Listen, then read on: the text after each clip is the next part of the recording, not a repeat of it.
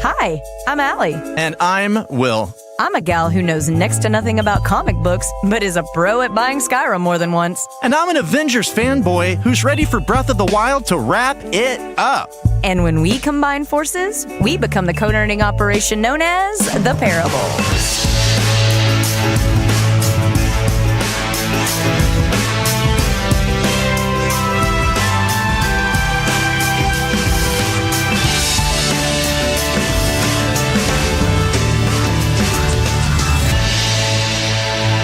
Hello, every listener that is listening to this listening podcast. Welcome to the Parables. Thank you for having ears and having the capability to hear these words. Our voices will be heard by whoever's hearing them. I hear you right now, Allie. I hear you right now, Will. I hear you. I hear you. I hear you. How you doing? I'm doing good. It's nice and toasty here in the studio today. Yeah, the studio's toast arena. Yeah, I'm feeling like I got about 3 inches of sweat sludge on my I didn't know where that was going to go. my bod. Yeah. Sweat sludge. You were taking it wherever I you was wanted like, to. Oh, hey, well, okay. I think it's not only is it getting, well, in Texas, spring doesn't really have much hold. It's humidity time. Humidity time. It's humidity time. Yeah, you got to keep it wet, though. Always keep it wet. Have you played anything of note? I'm still playing Breath of the Wild on my Switch. How's that going? I'm ready for it to be over. God, already? I have played it quite a bit. Okay, so you got some man hours. Yeah, I've been putting in hours every day. I think it's a wonderful game, and I really encourage you I would love to get you to play it and us talk about it on here, because as much as I love the game, there's a lot that's like, okay, well, I'm kind of done. He's cold. I'm not. Yeah, my little guy's cold, and now I got to make him warm again. It's so open, and there's just things that I feel like I need to do before I go to the final battle, and I want them to already have been done, is what I'm finding. Okay. So that's not necessarily a great sign. Having some completionist vibe. Well, it's more like there are two... more like I'm ready to be done. I'm ready to be done. There are things I think have to do before I can get to the last thing. Also, I keep coming this close to buying Super Mario Odyssey, and I'm like, nope. If I start playing that, I'm not going to finish this stupid thing, so I got to finish this, and then I can get another game for it. Yeah, Alex bought it, so she has played, not much of it, but I just wanted to see kind of her thoughts. And like I told you when she was sitting on the couch kind of ranting next to me, just like stream of thoughts coming. What do you mean he's cold? Why is he cold? Allie, do you know how to warm him up? Babe, do you know how to warm him up? Why did she ask you? You haven't played the game. Exactly. I was like, I don't know, honey. I don't know. A fire? How do you make a fire? That's my guess. That's, I will make a confession. Alex was gone. She was gone for a week, back for a week, and then gone for another week, traveling for work. The sweet little thing, she sent me a Venmo. It was $60, and it just said, pick whatever game you want. Aww. And I thought that was very cute. Yeah. But I was really struggling at what to buy. Mm-hmm. So I have... On the Switch, I'm assuming. On the Switch. Yeah, I wanted to buy something for the Switch. The only thing I have, I knew I wanted to buy on PS4 was Dream Daddy. But I didn't want to do it because I want to play it with you. Yes, we're saving it. I would be too tempted. Guys, it's worth whatever happens when we play Dream Daddy. I mean, Will and I playing a gay dad simulator, that just... I can't even wait. I can't. But I couldn't really decide what to buy. And I was going through games on the Switch store, and they actually have a pretty robust library. I was a little surprised. It's a shit ton of games. I did a little bit of research, and there's actually this huge resurgence of indie developers for the Switch. Yes. And they're now saying this might be the new home of these titles, which made me kind of excited. So I have 2 or 3 or maybe even 4 random indie games that I know nothing about. I literally either just watched the trailer or went through the screenshots and read the description. But I was like, I don't know if I want to pull the trigger on these. And Alex, we're sitting there, and I was like, and I also feel like, damn it, I know the instant I buy a game, they're going to fucking announce Animal Crossing, which is the whole reason I'm supposed to give this stupid... She was like, that's ridiculous. She was like, quit hanging on to this $60 for a game that you literally don't know when She's going to reclaim it if you don't watch out. She might. She was like, I'll give you another $60 for Animal Crossing if you just shut up and... You only accept money payments in $60 increments. In video game increments. Level increments. So I did some research, and she was shocked. She was like, I can't believe you haven't bought Skyrim for this. I was like, I don't know if I want to.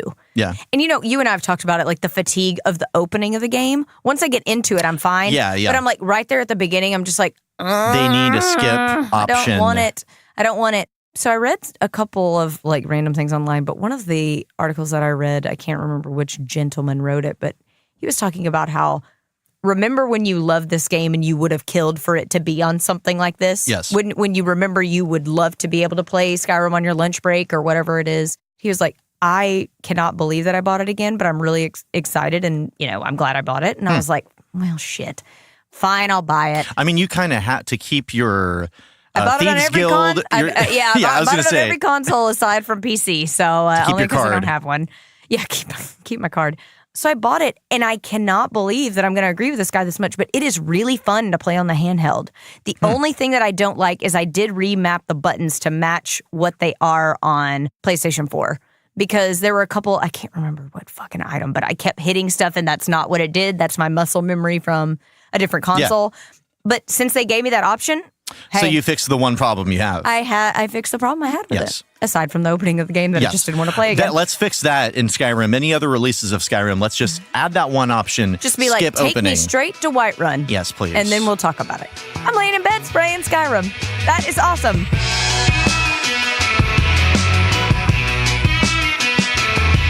This week, we're going to do a little edumacation. Well, edumacation for my ignorant self, comic ignorant self. And with the obvious giganto release of Endgame, Avengers. It has been Endgame. classified an official giganto release. Yeah, critics say giganto. Giganto. We're afraid. I realize I don't know anything about it. I did the same thing that with Captain Marvel. Captain Marvel, actually. So you thought this was a television show? Yeah. Wait. Yeah. Strike that from the record. That's not true. Everything I knew about Captain Marvel, I learned from an Instagram ad. Yes. With Avengers, I have seen all the films. So my only basis of knowledge are those. And I also, we were talking, we were like, well, why don't, if you prepare some questions, come up with those so I can think about them. And I love that basically 2 of my questions were essentially in the same vein. I would like to go on a little history of the Avengers, if you will. Yeah. I'm excited. There's a lot there. I mean, we're talking, the team, the Avengers, Marvel's everything. They have their name in front of everything. They have been around since 1963. Okay. So we've passed the 50 years of Avengers mark already. Whew. It's been in publication in some way, I believe, that entire time.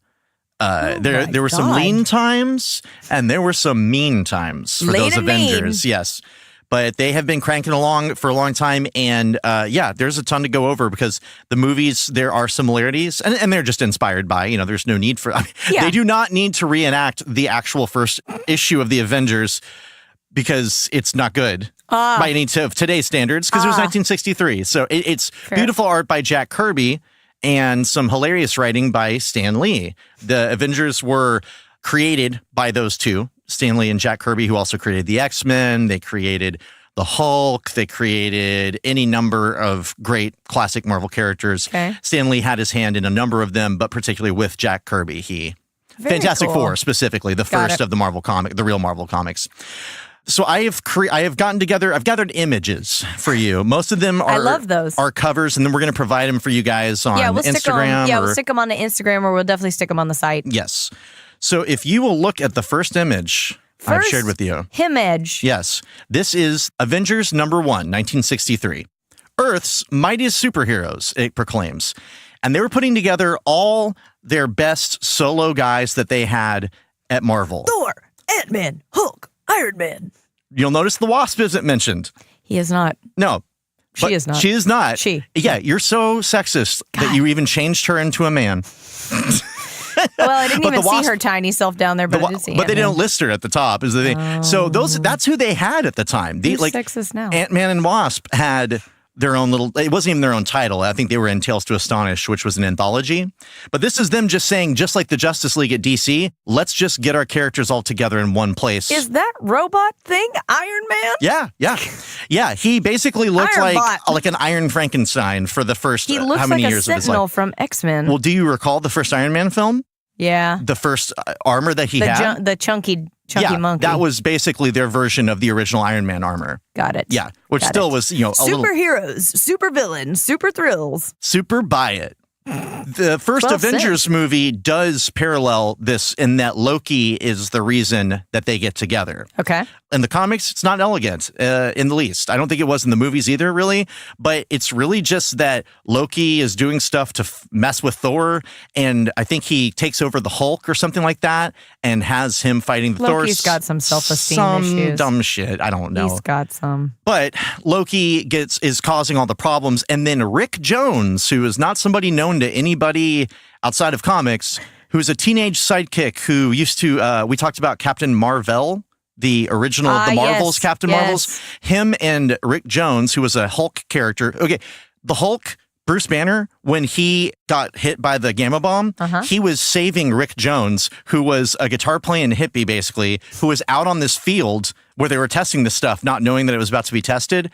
And Bruce Banner went out there to save his life and was turned into the Hulk as a result. Oh. Rick Jones was his sidekick, kind of. Every time you say Rick Jones, I think Rick James, and then I think Dave Chappelle. Every time, I'm sorry, that's literally going through my head every time you say his name. We'll forget him soon enough because he's an okay character, but like as far as the Avengers go, it's like this is a lot of these things included in their origin are such a bygone era. Because not only is it that the teen sidekick of the Hulk calls out via radio to various superheroes that they need to get together and help with this. Via radio. Yeah, so on the radio, on the ham radio, I think he's a part of a little club or something like that. That's how the mighty Avengers come together. Hey, if anybody's listening, y'all want to come help or? Yeah, basically just, hey, or I don't remember if he targets them or what, but it's that is about as good as a fan fiction. Like that is about the level of, hey, I want these guys to be here. Now they're here. Get on your ham radio. Yeah, just call them out. But that's the original lineup is those 5 characters. Those are the founding Avengers. Iron Man, Bot, Hulk, Ant-Man, Thor. Wasp. And Wasp, who's just not labeled. Yes. You'll notice that there is an important Avenger missing.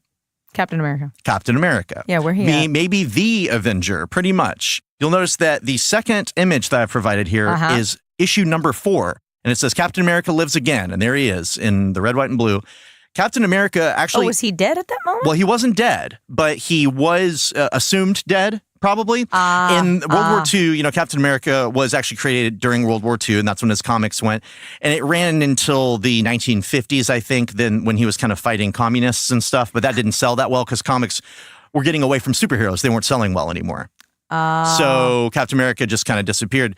They find him frozen in ice. It's a long story that involves a character called the Submariner. The Hulk's quit by this point. The Hulk is the Hulk Bruce is not already like, eh. Well, it's the Hulk. So he just is kind not of really a reliable guy. No, and he just kind of gets mad and leaves and comes back and leaves, and it's just that kind of thing where it's like, why don't you just stay lost? But him and this other guy who's sometimes a villain named the Submariner, who's like I see his handsome, slick back haired. He's their Aquaman, essentially. That's too reductive, but let's just say that. They, like Eskimos, are worshiping this frozen Captain America because what happened, if you saw the first Captain America movie? Yeah. Okay, well, that's the idea, is that he got blown up on a plane and he got thrown into the waters and something about the super soldier serum made him actually just freeze and stay alive. Okay. And they find him and they thaw him out and he ends up joining the team.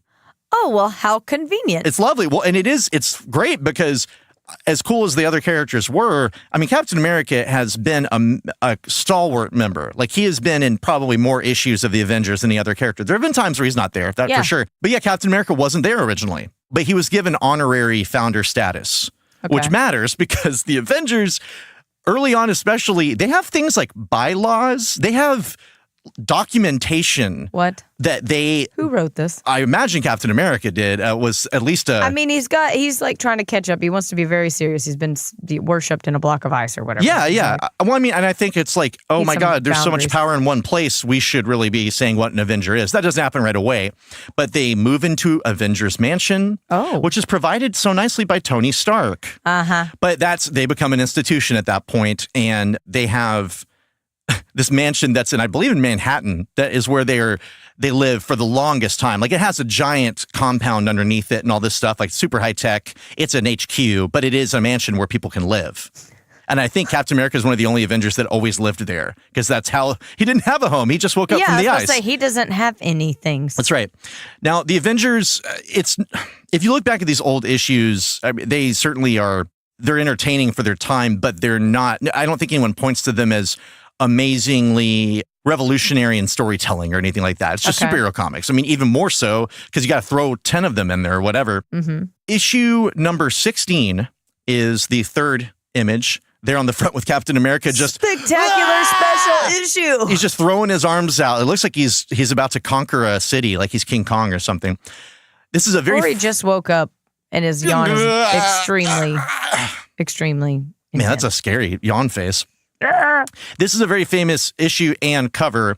This cover with Captain America with pictures of, which is so weird, like who took the time to put pictures of heroes and villains behind him on a wall. On a brick wall. On a brick wall. So that's an exterior wall. Yeah, so they're glued on or something, pasted on. And he's yelling, Avengers Assemble, and the name of the story, I believe, or at least they use this phrase in there, the old order changeth. Oh, how biblical. Yes, and they will say that many times over the years. This is the issue where the lineup of the Avengers changes completely, except for Captain America. And there are numerous times over the years where somebody says, I'm jettisoning all these people, I'm keeping one or two, and we're starting a new era.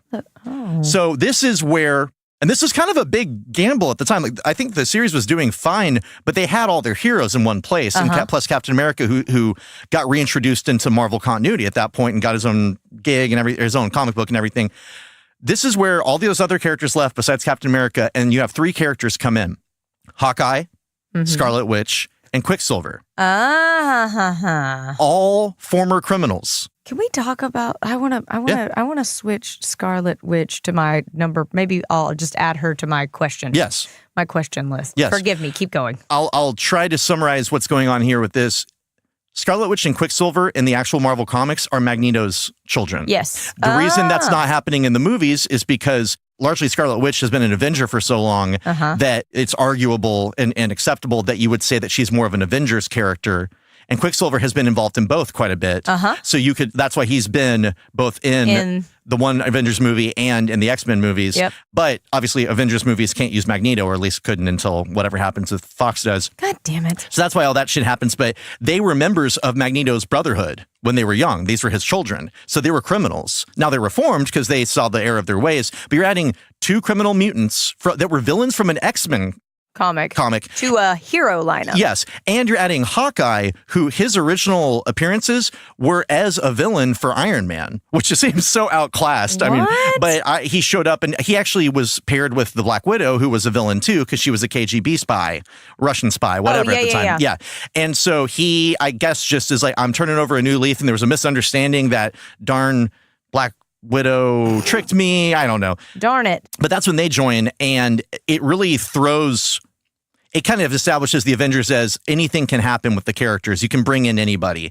And it also kind of makes it more of a family thing to me. At least I don't know if the story really represents it, but Captain America, the least criminal of all people, next to, he's like, yeah, these people have been criminals and I'm on a team with them. They want to turn over a new leaf. I don't know if he actually says these things, but even the imagery and the you kind of feel get of that vibe. That is like, yeah, Cap is about, I mean, he will bring the hammer down, but he knows good people. I trust his judgment of character. So, and those three characters, specifically Hawkeye, Scarlet Witch as well, become long-term Avengers characters. I mean, obviously they're in the movies. And Hawkeye to the point that he was in even the first one and made an appearance in the Thor movie before that. So that's where that happens. And there are numerous comics that have taken this cover and not so much parodied it as homaged it. And plenty of times where they say the old order changeth again or yet or whatever. And you have all new Avengers. Interesting.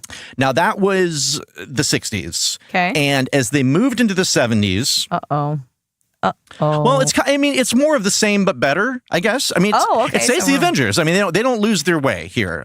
This is, for me, some of my favorite Avengers stuff, really probably late 70s, early 80s. But the 70s stuff is where these characters, it's the team that, as it's coming together, you have more characters that didn't have much going on before they were featured here, so they can develop personalities and relationships. And now we're getting into the spirit of the logo that we see today. Yes, yeah, there's a little bit of a logo change from this. I like the original one. It's very 60s, like sitcom almost. It's very pop nouveau or something like that. But yeah, the bang. Yeah, but the Avengers logo that we see today is the one that was used for the longest and the one that they always end up going back to. It's just there's something about it that's right. One character that gets introduced in the late 60s is the Vision. He was created for the Avengers comics. He also gets introduced. He is created in the comics by one of the worst, i.e. the best, Avengers villains, Ultron, who is a comic character. They didn't just create him for the movies. It's a dumber story, but also a cleaner one in some ways, I guess. It's a dumb, clean story. It's the dumbest and cleanest instead of smart and dirty. Hey. Dumb and clean. Yep. Like a farm boy. They get their hands dirty. Yeah, they're dirty. Ultron was this is going to be a simplification. As anytime I'm talking about comic stuff where they've been running for 50 years, you can assume that I am editing some things out. Yes. It's like the powdered milk version. I appreciate that. It's the powdered milk version of it. The Vision was created by Ultron. Ultron was an AI robot that had been created by Henry Pym, who was, in the comics, he's the original Ant-Man, but he's not an old man like Michael Douglas. He's a contemporary of all the other Avengers and a founding member as Ant-Man. He creates Ultron. Ultron ultimately goes bad and becomes evil and hates humanity. And over time, they play into this thing where he kind of thinks of Pym as his father.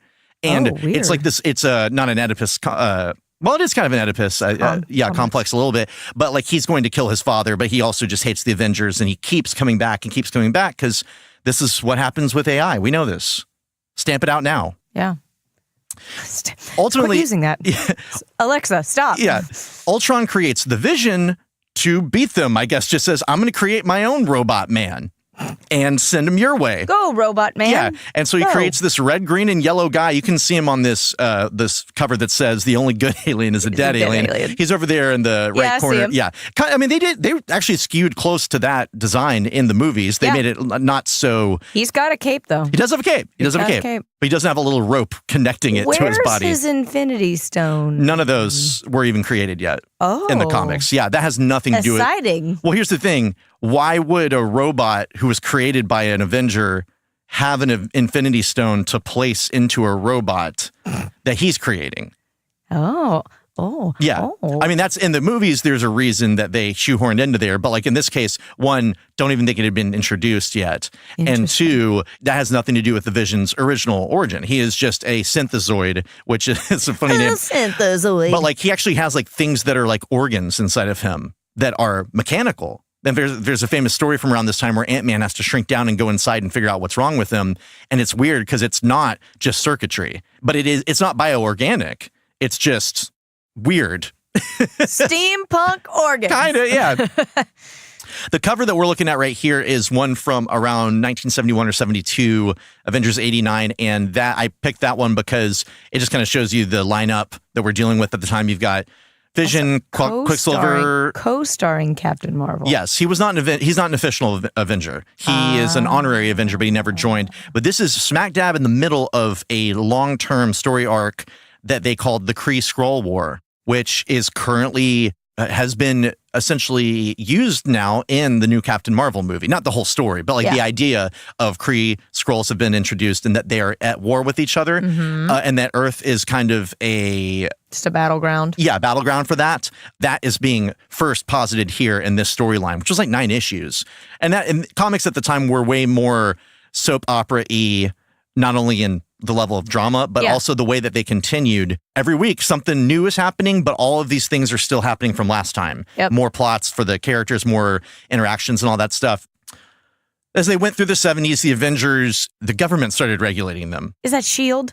S.H.I.E.L.D. was not technically involved with this. S.H.I.E.L.D. had been invented at that point, or had been created for Marvel at that point. Okay. But it was not Nick Fury. It was not S.H.I.E.L.D. It was actually like the U.S. security. It wasn't the I forget.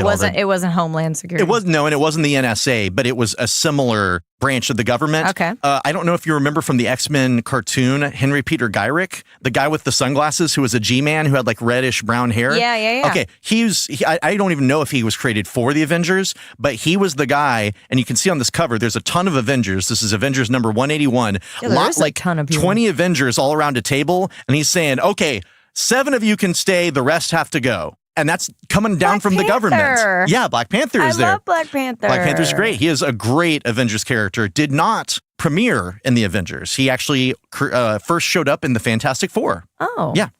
Well, also, Jack Kirby and Stan Lee, who at this point are long gone off of the Avengers. Who's the guy with the H on his head? That's Hawkeye. Oh, you think he just looked like a guy in a black suit?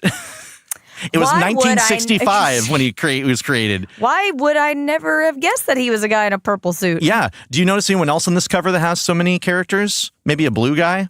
Is that Beast? Beast. He was a great Avenger. Also, is that Cyclops? No. Who's the guy with the sunglasses in the bottom right? Because they're red tinted glasses. That's Wonder Man. Yeah, he's a former villain. Well, of course he's Wonder Man. Wonder Man. I mean, I can play this game all day. I just don't know how fun it'll be for anybody to just tell you who people are. I'm pretty excited about Wonder Man. Wonder Man is originally a villain. He was created for the Masters of Evil have shown up time and time again as villains for the Avengers. They have been. Is that Professor X at the bottom? Is that the back of his head? No. Do you want me to finish with Wonder Man, or do you want to hear about the next guy? I'm sorry. I'm too distracted now. Okay. Guy, bottom right. So you got. Okay, well, that's not a guy. What? That's a woman with a shaved head. Why don't you get with the millennia? God, I'm a sexist. Her name is Moondragon. She actually is a lesbian in the comics, or at least is bisexual, I believe. Moondragon lesbian lady. She is. You remember Drax from the Guardians of the Galaxy? I do. That's his daughter in the comics. What? Yeah. She is. I like Drax. Bald-headed, real tough broad with psychic powers that she learned from an alien race. Interesting. Yes. Okay, I'm going to stop playing the game because I'll just get too much into it. I apologize. No, Moving forward. The government got involved in just like the bylaws were kind of already there, like these things, but it became more of a push-pull, which is a cool situation because you've got superheroes who are vigilantes and are very powerful, and they could only have so many people on the roster like active at a time. I don't know if that was a power thing. Do they have like tag in, like tap in, tap out? Yeah. You get in here. Yeah. And then it's like if there's a crime nearby, like, sorry, ma'am, can't involve myself. Sorry. But actually, affirmative action was an issue that they were tackling a little bit, which is very shoehorned in. But the character, the Falcon, which we see in the movies, is a character in the comics. And Henry Peter Gyrick essentially said, you have to include a black member, include the Falcon. And that rubbed, I think, Hawkeye the wrong way. And I want to say Hawkeye didn't make it on the team this time around because of that. So I don't know that he said anything problematic. I can't quote everything the man said. The comics have been going for like 700 issues. Who are you? I expected a certain level of comic knowledge. You expected the wrong level. You can't even give me a Hawkeye quote? I can probably give you some Hawkeye quotes, but it won't have to do with him calling Falcon a racist epithet. I don't think it was ever about that for him, but he had a problem with, Hawkeye in the comics is the furthest thing from a government guy. Okay. He is a Han Solo. He's almost more of an Indiana Jones because he is enjoying himself. He's a swashbuckler. He's a lady. He chases skirts. And his superpower is this outward ego that he portrays because, this is my take on him.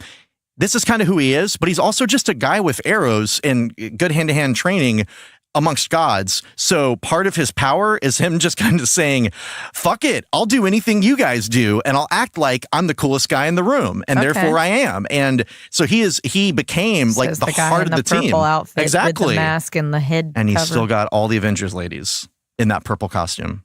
A man They've who wears seen him out of that mask. A man who wears purple is confident. Purple's not the problem, honey. What's the problem? I don't understand. This masky thing, I'm like...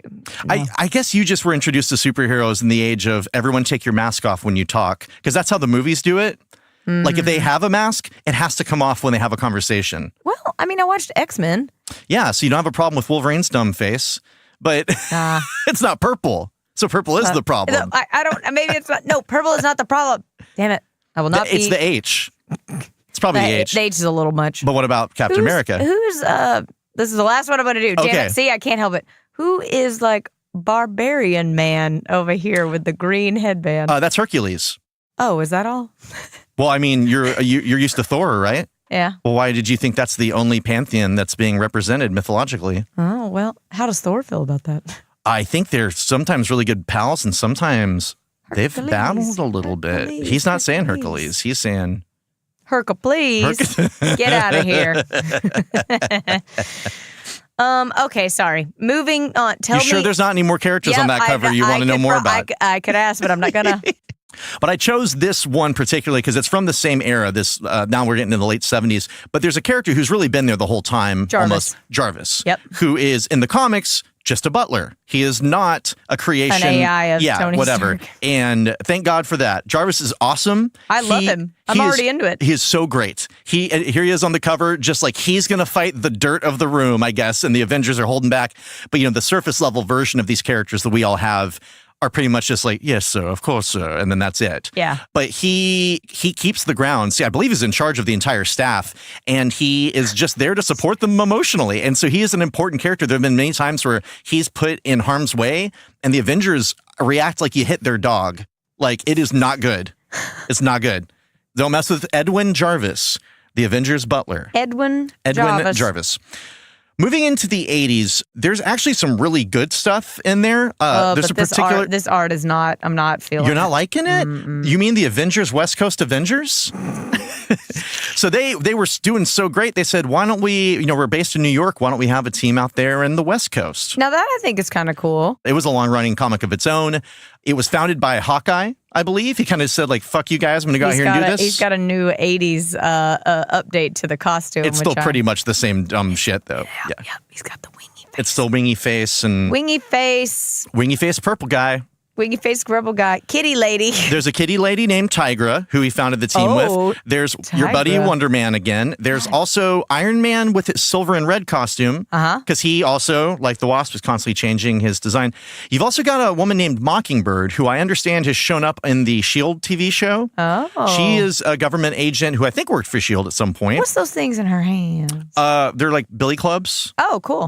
Yeah, she's just gonna beat your ass. She is just a two-fisted fighter who's acrobatic. She doesn't have any powers. Got it. She and Hawkeye were married.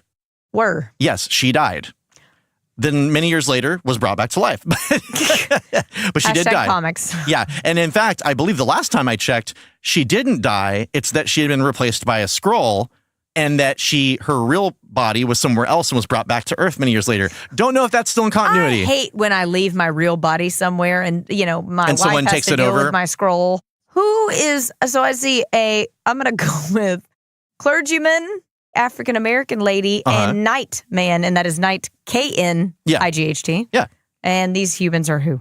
Or these super people are who? Well, so we've got Thor with the beard up front. We've got Captain America. We have got, I guess you still haven't seen Captain Marvel? I have not. Okay, so this character here, who at the time was called Captain Marvel, do you remember me telling you how there were other people who were Captain Marvel? Oh, yes. That would be Monica Rambeau, who is in the Captain Marvel movie, but not as this. She had light powers. Great character. Cool. She was a member of the team. You have the Black Knight, who is a man who has a magic sword. Yeah. Okay. And then you have Dr. Druid, who was a weird addition. So clergy cloak was on point. The clergyman of the woods. He is kind of like this is, again, a reduction. Druid. Kind of a cheap Doctor Strange. A shitty Doctor Strange. Not as powerful. They're like, we already own him. I mean, I don't know. Or is he even he had been around since before normal Marvel Comics, actually, if you check back further. Okay. Under Siege is basically the bad guys hire as many bad guys as they can as possible and sneak up on the Avengers and take them out one by one. Oh. And even Hercules, who's a member of the team at the time, there's more characters in it than are shown here. Who I lovingly referred to as KV Man. That's right. He ends up getting beaten almost to death. He is in the hospital in a story called Even a God Can Die. It is awesome. This story is so great because it's the Avengers having to fight back from a loss, essentially. Even a God can die. Even a God can die. It's a great, great story. Beautifully drawn. I love that story. And it's got 20 bad guys in it. Let's say a 20 bad guy limit. So 20 bad guys walk into a bar. Yes. Like a lot of comics that were running for a long time. I mean, the Avengers didn't really have a bad time up until this point, in my opinion. Mm-hmm. But they did fall on bad times in the late 80s, early 90s, like a lot of comics in general, especially Marvel. If you see this next picture, it is a beautiful drawing. Steve Epting did this drawing. But I was trying to find a representation of who was on the team and how did they dress. in the early 90s. Yeah. Because you got Cap. He looks pretty normal. You've got Hercules. He's shaving his beard, and he's just wearing a headband and a tank top. Yeah, I was about to say, he looks like Rambo. Yeah. He 100% looks like Rambo. Just looks like a Rambo. You've actually got the Black Widow there in the middle. You can't see much of her, but she's wearing one of these fashionable, stylish brown Avengers jackets that are just like brown leather jackets with an A on the shoulders. Honestly, I'm not against that existing. I got to buy you one of those. Oh, man, I would wear the hell out of it. But it just was like such a sign of the 90s that you have a number of characters who they're superheroes, but you still want them to wear their superhero costumes, but you also put a leather jacket on them. It's like 90s excess. That's very Cyclops. Well, yeah. In the cartoons. And here's the thing. That fits the X-Men better to have a uniform, like to have something like blue and yellow as our uniform, because they are more than a team. They're like a unit. Yeah. The Avengers historically have been individuals who come together, like the Justice League, Superman, Batman, Wonder Woman. You don't expect them to wear something that identifies them all as Justice League members because it's a congregation. Same thing here. It's not that I can't accept it, because in the new movie from the commercials, Endgame, which neither of us have seen. Yeah. Nope, hadn't got that. They have uniforms that they have in common for that, which, again, I'm not against that ever happening. Does the enemy care? No, Does Thanos care if your outfits match? Hey, you're a boss. Listen, do you understand anything about unity? I do. I did not. I didn't buy the TY. entire team. Well, you should buy your team shirts and uniforms, bodysuits, matching bodysuits. But these, like, if you're looking at who's on the script on here, like some of them you've seen before. Black Widow, and she's been a member numerous times. She's actually been a leader of the team at this point. Okay, which is great. I'll support the blonde guy, the blonde big guy. That's Henry Pym, the original Ant-Man, who's also Giant Man, who's also Goliath, who's also Yellow Jacket. He's been through 1,000 different names. Wow, lots. At this point, he's probably Goliath or Giant Man again because he's giant. But he's wearing, like, he's got a sleeveless shirt and these leather gloves like he's going to go ride a motorcycle out of the room. Yeah, this is a little too, late 80s for me. Ugh. And then the characters up in the top left are Black Knight from before, but he has a lightsaber sword. Yeah, what's up with that lightsaber? Well, his old sword went somewhere else. It was cursed. So he got this thing because you got to have one. And then he's there with a woman named Sersi, Sersi. Also a stalwart member at this time. She's a member of the Eternals, which I can't go into. It's too much. It is. I can't do it. Far too much to go into. But she is almost all powerful. It's crazy that she's on the team. There's also a woman named Crystal there who was. Is that the woman with the weird the black cover band around her hair? She's. Do you remember how there was an Inhumans TV show that was short-lived recently? She was on that show. She is an Inhuman who can control the elements. But worse than that, it actually got worse before it got better. Oh. Good. Yeah, I want you to take a look at this next double-page spread that I brought to you. Okay. So we're on a double-page spread of the Avengers circa, I don't know, like 1995 or something like that. God, they're so shiny. There's like this twinge of anime almost, like in their faces. It's just, we call it bad art. Like an inability to draw. That's an easy, but hi, I can't draw. So the man who created Deadpool, or helped create Deadpool, Rob Liefeld, who is as far as like 90s comic artists go, he is the one that you point to as the bad stereotype. He draws people like so anatomically incorrect. It's almost on purpose. These quads! Well, like the leg length, and then like there's a famous image of Captain America from this time. Anyway, the point being that he was one of the people Somebody gave this guy a job, so. He not only had a job, he had enough money and clout at Marvel that he and Jim Lee and some other guys that were like the big artists at Marvel went and founded Image Comics. How'd that go? Well, it went really well. A lot of it, they sold a lot of comics for a lot of money. But he still was a shitty artist. But then a few years later, Marvel said, hey, we're doing this thing called Onslaught, and all of our characters that are Avengers related and these few other characters are going to disappear like they're dead at the end. They're going to sacrifice themselves. But we're going to start them over in another universe. We want you guys at Image to do that for us. Do what you did for your comics for our classic characters. And the Avengers was one of those titles. So Rob Liefeld, whatever. This is his Avengers, which, you can see Captain America, Thor, Vision is there. Pretty normal. Scarlet Witch looks awful. She is in a child's costume. You have got Tigra, the Catwoman from before, far left, but she's just wearing a bathing suit. You've got Hawkeye in the top left. You thought the purple was bad. Yeah, this is just weird. This is just a weird, like a reverse Wolverine. The art is just terrible. The writing was bad. I remember buying this at the time and wanting to like it and just thinking like, well, no, I'm not going to do this anymore. And he couldn't even keep up with his deadlines, which is typical. So of those artists in general. Hey, sorry. I'm going to need more time to draw this badly. He got taken off of it or left it or whatever eventually, and some other of the same people. Eventually all that shit got reversed. And all the Avengers came back. Get out of there. Everything was fine. It was all normal. And when the Avengers came back to the normal continuity and they could kind of start, not over again, but just get back to being the Avengers, they went extremely traditional with it. They had this really cool arc where all the Avengers pretty much ever got sucked into a fantasy world, and they all had a fantasy, like, knight medieval version of them. This artist, George Perez, who had drawn the comic before, he is famous for his detail and the amount of characters he wants to draw at once. So, like, what you're seeing right here, this image of all these characters. There's a ton. That whole arc was that many characters. Oh, my God. Then they pared it down to a pretty traditional lineup and told a bunch of stories that were slightly more modern, but basically 1970s Avengers-style comics. And you're back to your Captain America. Miss Marvel at the time, Captain Marvel now got brought back into the fold. Who's the guy in the middle with the shiny head? I believe that's Giant Man. The big guy? I think so. Yeah, it's just Giant Man. I'm a giant man. I am a giant man. Yeah, if you start down the path of who is it on this, I gotta go. We'll be here for hours. Now, there's been a ton that has gone on since then. That sold pretty well. But overall, the Avengers really hadn't been the cash cow of Marvel Comics. You think they used the guy with the shitty art because they'd be like, hey, what we're going to do is we're going to make people be like, oh, groan. And then we'll come back and be like, look, they're back to normal, the way that you like them. And then everyone's like, yay. No, I think that Image Comics were selling for large amounts of money and in large quantities. And they said, please come back and do whatever you want with our characters because you're making money over there. Make money for us. I don't think they were thinking about the quality. That garbage? 11-year-old boys. Seriously? Do you remember Spawn?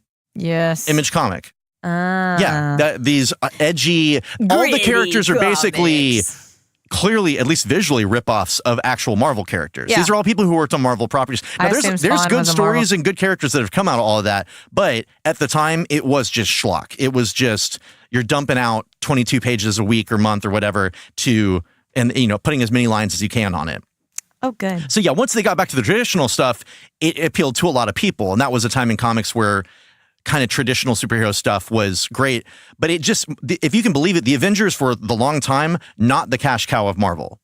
The X-Men had easily outsold them by however much through the years that Chris Claremont was writing them, which was the late 70s through the early 90s. Yeah. And even past that point, the X-Men were still selling quite a bit more. Fast forward to, I guess, the 2000s, like 2004-ish. 2000s. And the Avengers aren't selling badly, but they're not burning up the charts.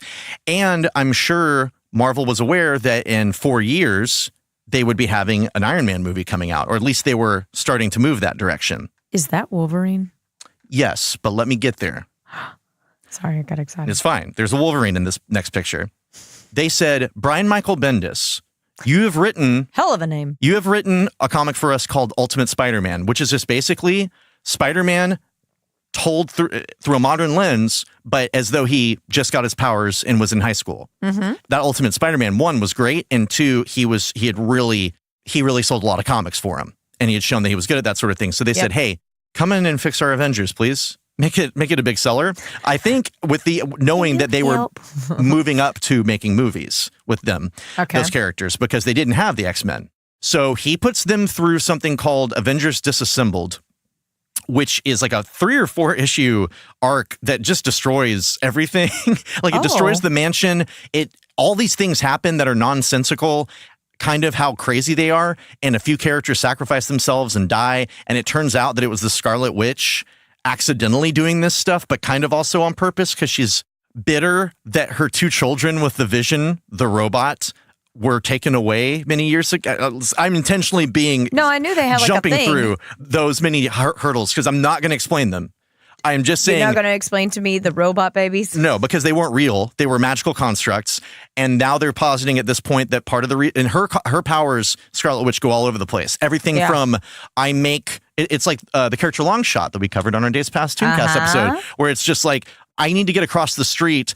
I'll use my power so that I don't get hit by any cars on the way over. It's my luck that I didn't get hit. Yes. Everything from that, or making your gun backfire, to I've warped reality to where I had 2 children. Oh. Yeah. That was my question that I alluded to earlier was, what the fuck is her actual power? Because I'm so confused. At this point, don't know. I mean, it seems to include... Hi, I'll take everything for 300, please. Reality warping is what they call it in the comics. I mean, for this type of character, that seems to have, at some point, become her power. It was not originally her power. Her power was what she called hexes, where it's just like, I do this, something that I would rather happens, but it's not. Got it. But, I mean, that you could extrapolate that into reality warping. Okay. But... a lot of people who loved the Avengers did not like this story. I just didn't. Disassembled? Yeah, because it basically is just like, we're just going to put you through hell, and it just kind of it feels like random. The only thing I can say positive about it is that feeling of impending doom, like, why is this happening to us? They couldn't tell. Why are these things happening? All this shit. It felt very chaotic. That feeling was there for me, but it was really just happening to make room for the next version of the Avengers. Okay. The new Avengers. The new Avengers. And that is the image that you're salivating for here. I can see it. I got excited. In the wake of Avengers Disassembled, they had to reassemble. These people basically came together out of luck, which they point out like, hey, that's how the original Avengers got together. I think this means something. It didn't. I'm not it means the writers wanted those characters in that room, in that place.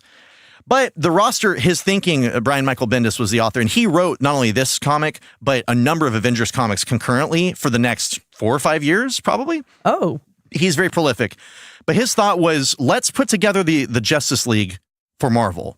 Like, because Justice League has always been, I say always, largely been Batman, Superman, Wonder Woman, Green Lantern, Flash, characters that are super powerful and are the biggest guns in the universe. In the universe, In that, like the ones that either sell the most or are the most powerful, whatever.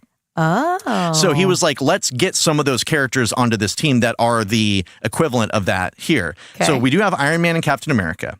We've got Spider-Man, who is easily one of the most recognizable Marvel characters. He'd never officially been an Avenger. It was fun, actually, to have him on the team because he's a real smartass, and he doesn't have a lot of money. So, like, him getting to live in the mansion and hang out with them, it was just a different feel. Yeah. You've got Wolverine, who also... smiley face. He's one of the most popular and recognizable characters in Marvel, so it makes sense that if you're going to have a Justice League, supposedly... and they basically said, their argument was, we need somebody who will do the things that we won't do.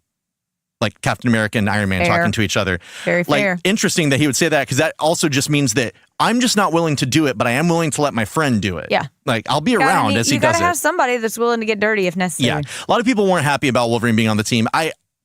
My issue becomes that if you look... What fucking idiot wasn't happy about that? Well, think about what the Avengers has represented up to this point. And what Wolverine, as cool as he is, represents. You put 2 damn ex-criminals on it. Like, what else do you want? 2 ex-criminals that didn't have characters established that were, et cetera, et cetera. It's not even about... Get out of here, it's not just about that. Here's the thing. If you look at the list of how many people have been Avengers, it's basically a list of the Marvel Universe properties. From the lowliest character to the highest one. Yeah, Wonder Man. Exactly. It's not, I don't argue that Wolverine can't be an Avenger or shouldn't have been, but I get the point where it's like, what if you made Captain America an X-Man? Is he an X-Man? Like, it doesn't, I can argue more that Wolverine fits in the Avengers. There's obvious reasons Captain America's not a mutant, but it feels like brand-wise, you are messing with the boundaries a little bit of what makes a person an Avenger, what makes an Avenger an Avenger. And I could easily argue it's someone who wants to save the world and do good and has to work with others. And that totally fits Wolverine. So I'm not saying he shouldn't be there. And also there are a lot of people that are just traditionalists that are just like, where's Quicksilver? Where's Scarlet Witch? Where's this person? And I don't blame them, but also it's like, well, how do you think they felt in 1965 or whatever what you said, when Hawkeye and these other 2 came on? Yeah. I just think in comics, everything is just apeshit all the time. So it's like, why are you surprised that they did something else apeshit? Well, also, I would think that the argument is, I've loved reading Avengers comics with this stable of Avengers characters. Now this is my only Avengers available. Okay, I don't have other Avengers. I'll give you that one. Yeah, and it's like, it's just, but again, I can argue either way, but at the end of the day, I wasn't worried about it. Like, I was just like, well, here we go. And I kind of liked this version of the Avengers. The one that's up front is really the one that sticks out. Spider-Woman. We have covered her on Days Past Tooncast, my other podcast, because she had a cartoon, actually. But she was really just created originally so that, like, no one would make a Spider-Woman and kind of bank on the fact that it would be associated with Spider-Man. But she's actually a cool character, and I enjoy her presence. She's best friends with Captain Marvel in the comics. Like, they're gal pals. Okay. But he brought her back, and I know that Brian Michael Bendis had like a crush on this character, which I don't blame him, you know. But like, that's part of why he brought her back. Spider-Woman. Yeah, in her origin, oh my God, is so convoluted, and it's been like 20 different things. All you got to really know is she is smart and can kick a lot of ass, strong, can stick to walls, can do venom blasts that are just energy things from her hands. But this is her first time being a full Avenger. She had been a friend of theirs before. Okay. And all of this happens. Then there's another team of Avengers that happens because something called Civil War happens. The inspiration for the movie, where you have Avengers on either side, Avengers that support registering with the government and Avengers who do not. So you have the mighty Avengers who are led by eventually Captain Marvel, but at the time, Miss Marvel, Carol Danvers. And they're all fighting, and you have two different kinds of Avengers, and eventually there's another event, and there's like an event every year. They come back together, and we're back to normal. We have Avengers together, blah, blah, blah, blah, blah. That's how it's been since then. They've never divided up completely again, but we have had everything for it's been the Avengers, and they've been at the forefront because that's now the movie, what their franchise is. But you've had West Coast Avengers. You have had young Avengers, who are young people who kind of are taking on Avengers identities. You have had Avengers Academy, which is other young people who are superheroes that are learning from some superheroes that are kind of related to the Avengers, but aren't the main ones. You've got Secret Avengers, who are largely normal Avengers, but some other ones too, who take on Black Ops missions. You have had... What, the street level Avengers? Isn't that a thing? The new Avengers eventually was the one that was kind of that. Okay. Or it's like they were more the characters like Luke Cage. Because Luke Cage also during this time became an Avenger. And that's one that I stand by. Because he fits that archetype of the Avengers is a place for people who just want to do good. And work together. And in the comics, since he does have that criminal background, he's long been a person who wants to do good. But he fits that. And they keep playing up in the comics how he's like, I get to tell my baby girl when she grows up that I was an Avenger. How cool is that? Like, everyone respects the Avengers in the comics that way. They are the A-team. Okay. All right, you got your questions? I have some questions. Number one, how powerful is that damn gauntlet? In the comics, it is infinitely more powerful, I would say, probably than it is in the movies. Okay. They haven't measured it or whatever, but the idea that like the Infinity Gems like busted after he did the snap, Thanos. Yeah. Oh yeah, spoilers, guys, if you haven't seen movies ever. If you don't see movies, that's how it works, I guess, in the films, that those have a limited amount of but power. Is it connecting with him? He was like, this is the thought I am having, and this thing will do it. So when I snap my fingers, this is what I'm wanting to happen, and that's what's going to happen. Yes. In fact, Thanos in the comics undid all of creation. He killed creation. Yeah. And then rebuilt it afterwards.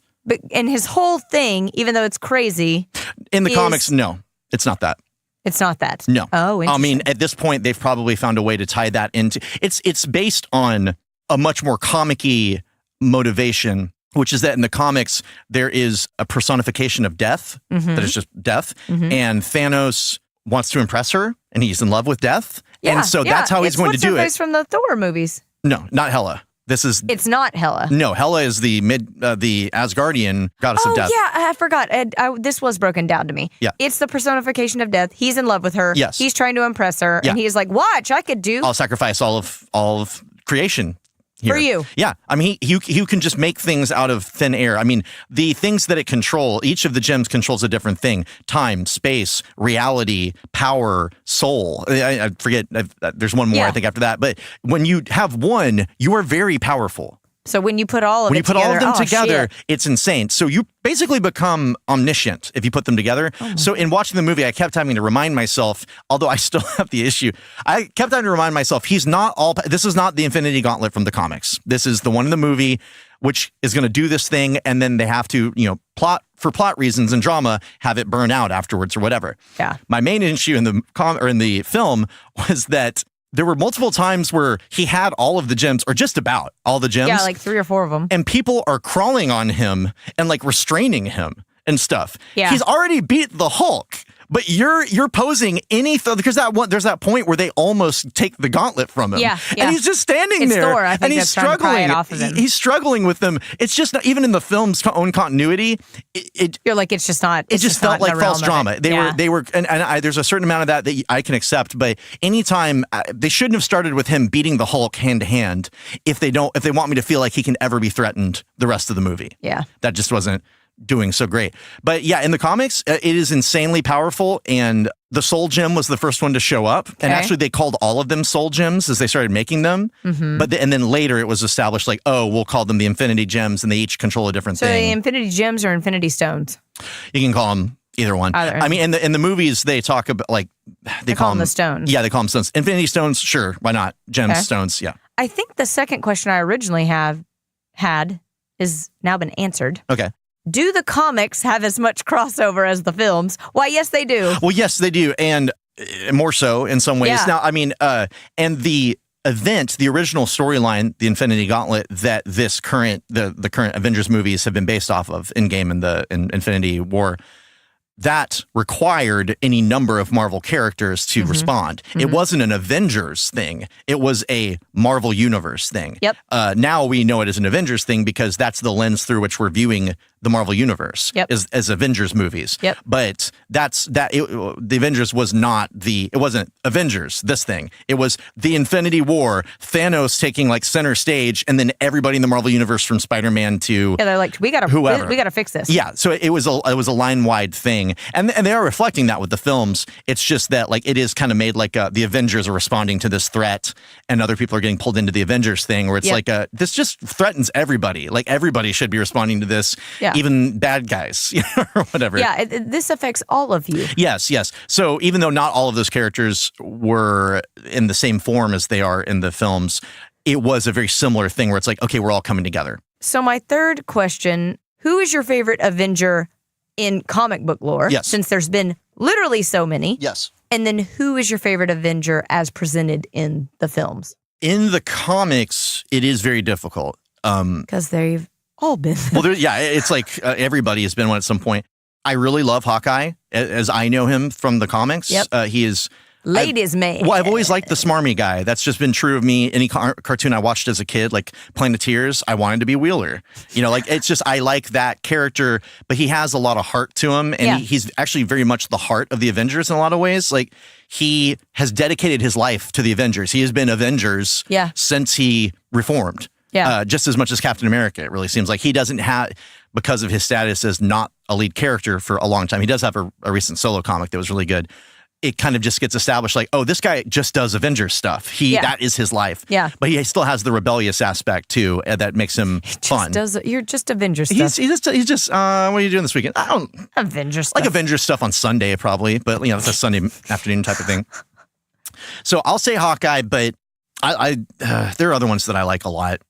In the films, my favorite Avenger, like, I'm going to limit it to like Avenger because I could, it's like Spider-Man or whatever. It's like I like Spider-Man, but it wouldn't be my favorite anyway. But to me, he's not an Avenger. Like characters that have been a part of the team so far in the films. Captain America, all Cap.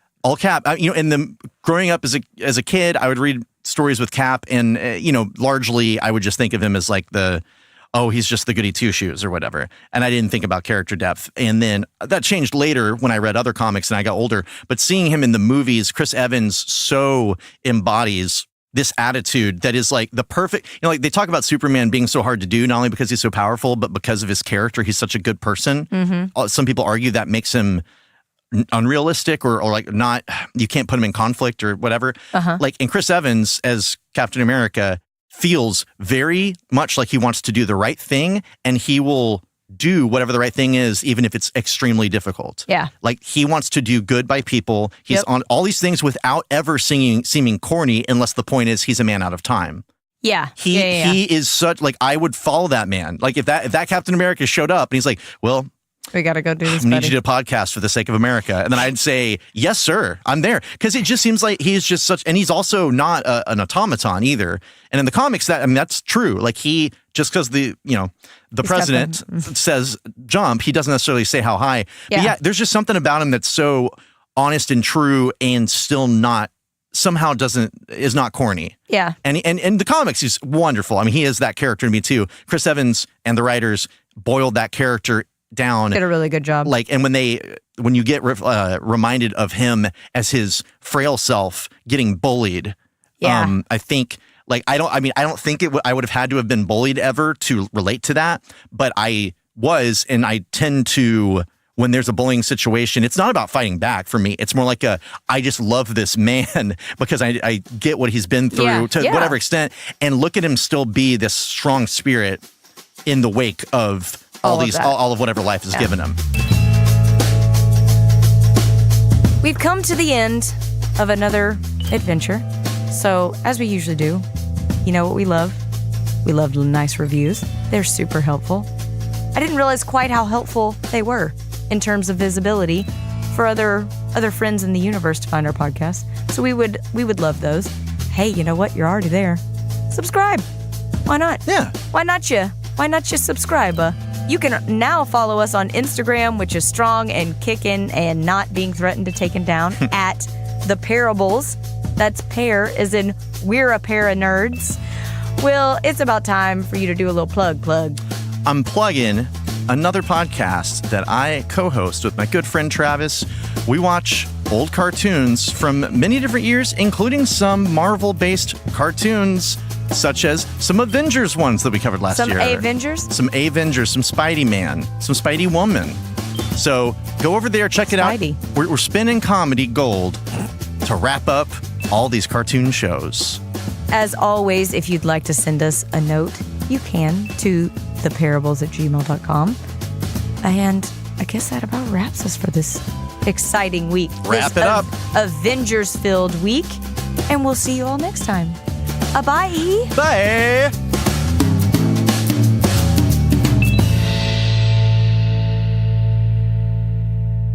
This particular story arc called Under Siege did inspire the Seagal movie of the 1990s. The Siege? Steven Seagal, Under Siege? Under Siege. Yeah. Wow. No, it didn't. Damn it. You got me. God, you do that thing where you get that straight face. You know, what's the worst part is my other friend named William does the same fucking thing to me. We're natural actors born. Yeah, he's just like, yeah, Allie, of course. Absolutely. I am an alien man. Well, we have to feel it out, like to be like, are you being sarcastic with your response, or are you believing me?